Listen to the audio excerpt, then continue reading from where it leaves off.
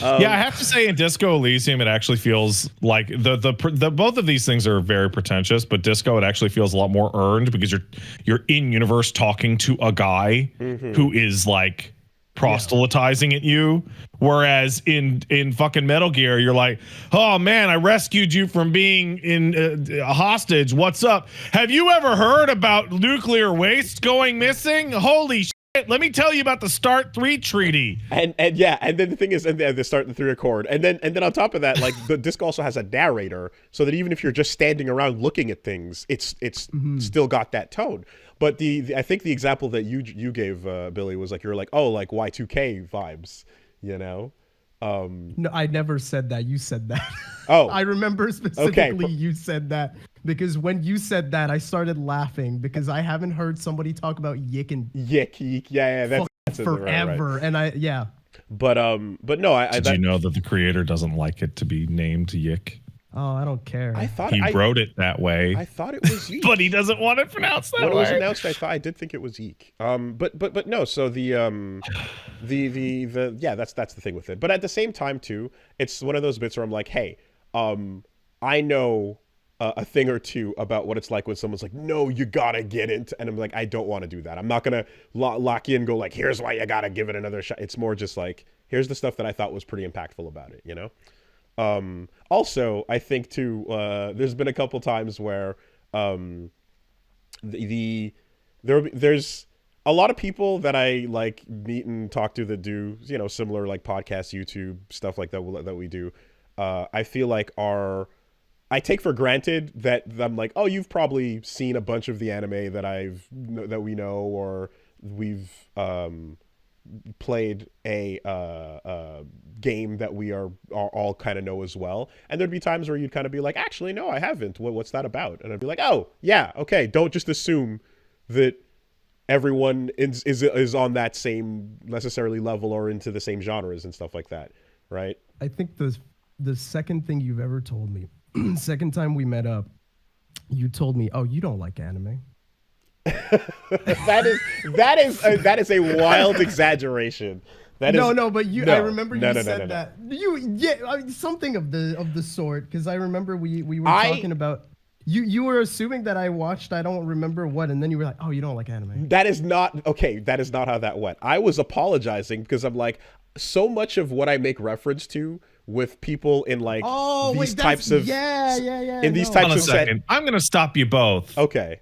Were you two both fucking drunk during this conversation? Because you both seem to have come away with two completely different fucking experiences. I was. I would be honest, for the first few times where we hung out, I thought you thought I was like a raging alcoholic, because every single time we hung out. Oh, don't worry, man. We know what a raging alcoholic looks like. I mean, you got turned. You got turned.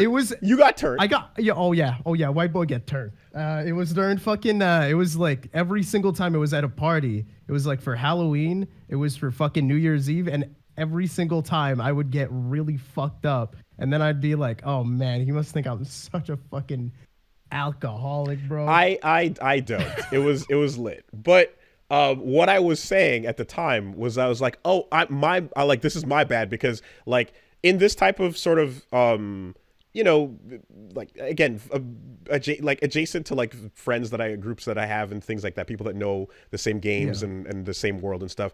I make references in everything I say to other media that is just kind of like I commonly kind of expect, like, oh, or think the person might have seen.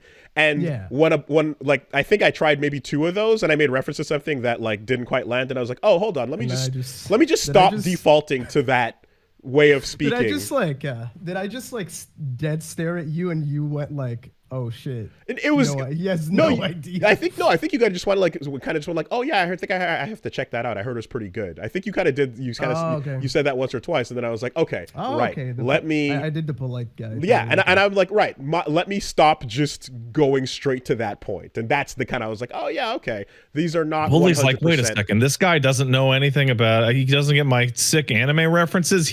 I must have to treat him like he doesn't know a goddamn thing in this world. Let me just talk to him him like a baby. He doesn't understand It's my crazy. Narutos. He didn't know. Like it's almost as if like I was trying to talk to him about Digimon nonstop, and then he didn't know.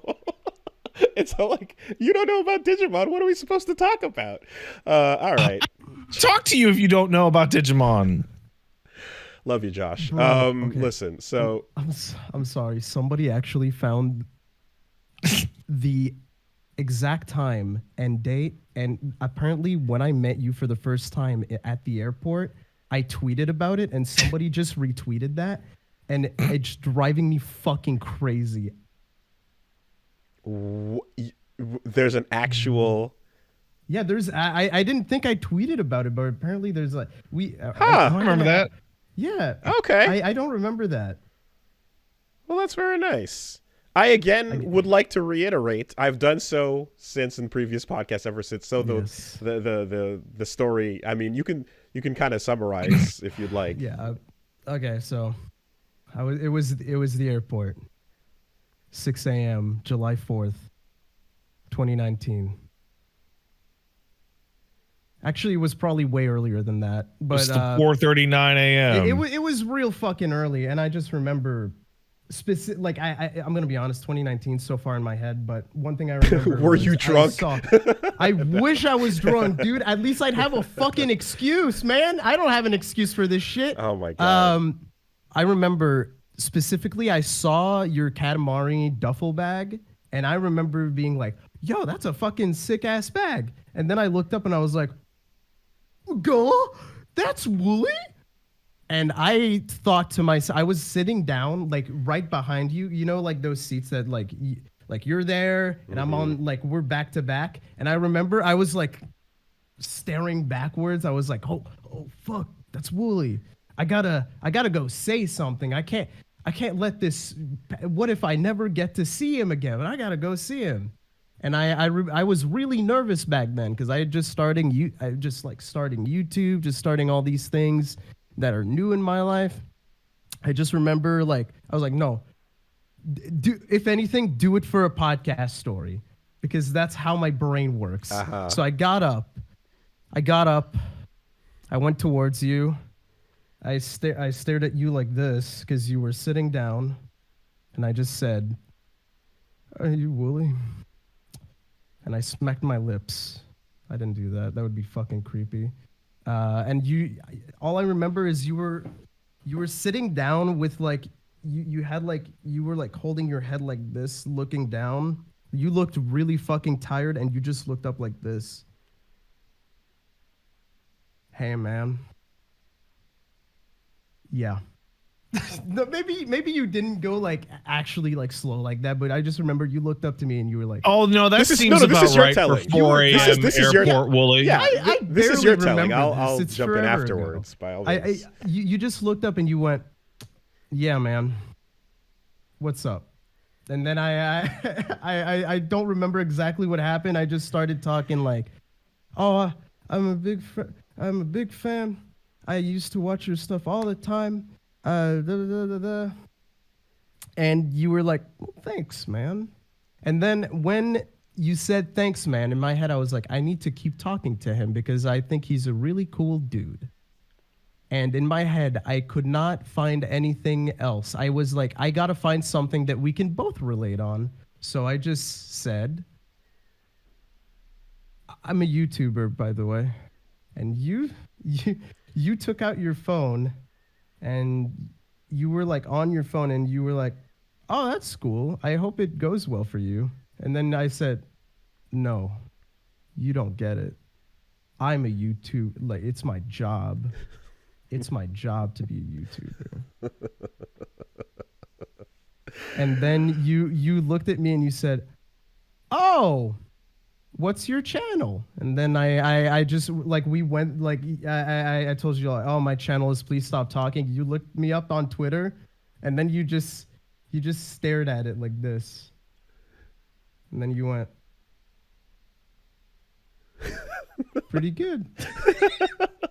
And then I at that point I had the realization of like, wow, that entire interaction was really fucked up and really bad. and I literally went down in like the depths of the conversation pit and just fucking shoveled my fucking own grave. I need to run, so I just said, "Nice talking to you," and I ran away. And I sat like as far away from you as possible because I was so fucking embarrassed of how I acted. And this man. Wait, and then they start calling us on the plane, and I just I don't remember who. Like, I'm pretty sure you went in first because then I remember crossing. Like, I crossed you to get to my seat, and I did like a little. Wait. Hold on.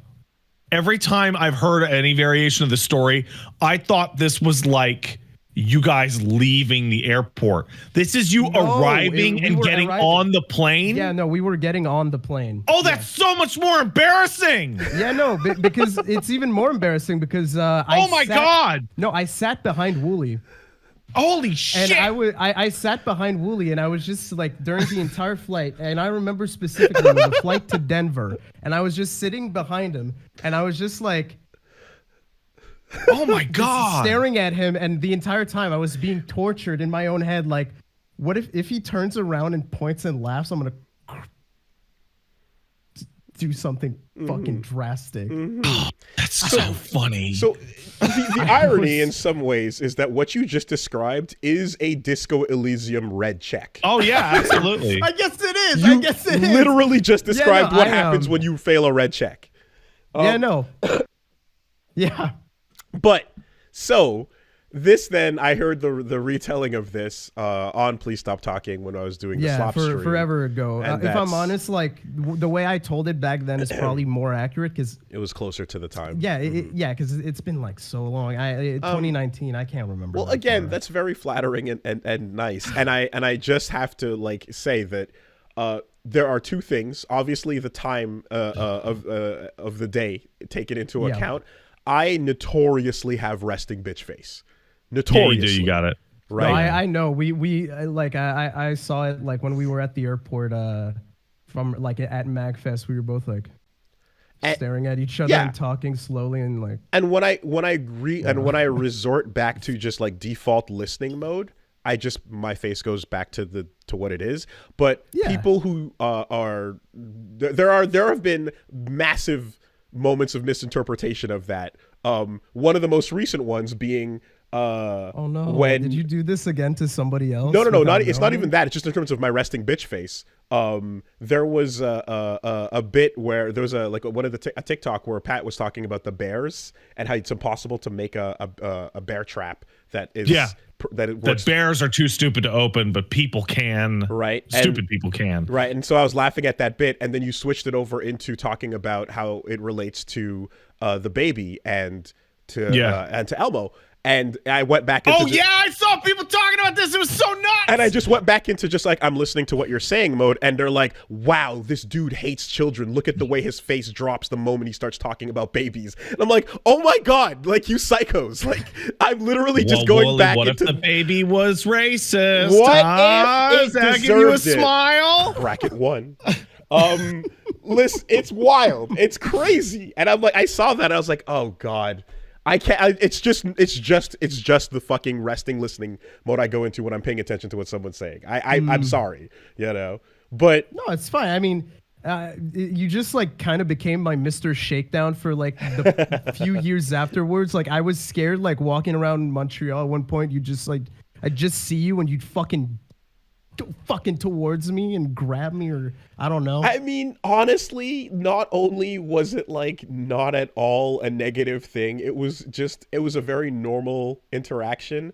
And it's also the type of thing that like I've had, many interactions with people that I've met out in the wild, and some have been like significantly bad and weird and worse. And I've had some negative interactions, right? Yeah, out in the wild. Same. So it comes with the territory. Sometimes you meet people who are a bit so I can excited. That's it, right? And etc. But like I can assure you that like that was a very normal ass thing, and that like I'm sure the lens of like there's a cringe lens on this, but it's a one-way mirror. You know what I mean? Like it was a very normal thing. I don't fully remember a lot of it. To be honest, but you say that. This is not the first time it happened. I did it to Scott the Woz. I did it to Nostalgia Critic, and I did it to Jer from Scottoon Network. I think it's just a me thing. I'm so embarrassing to be around, bro. If it was any worse or at all notably bad, I would have remembered more, right? This really reminds me of when Paige and I, my wife Peach Saliva, we went to MagFest. And I was DMing Slow Beef. I'm like, yeah, we should hang out and have a lunch or whatever. And then I just happened to run into him on the street. And then I'm like, hey, Paige, honey, look, it's Slow Beef. And like she turned around to see him and she just started to cry. Just cry. Just like man. Like just embarrassing. And that is how she reacts. I think she met Patton Oswalt a million years ago at a show and did the same thing. Like she was like, "I love your comments." Just like, bleh. So there's words. I mean, I don't know. That's kind of awesome though, because that's real as shit. You know, that's genuine. But like that's not what I do. I'm just kind of cringe. But like crumple into a ball is infinitely more like wild and memorable. It's memorable. Yeah, it's memorable.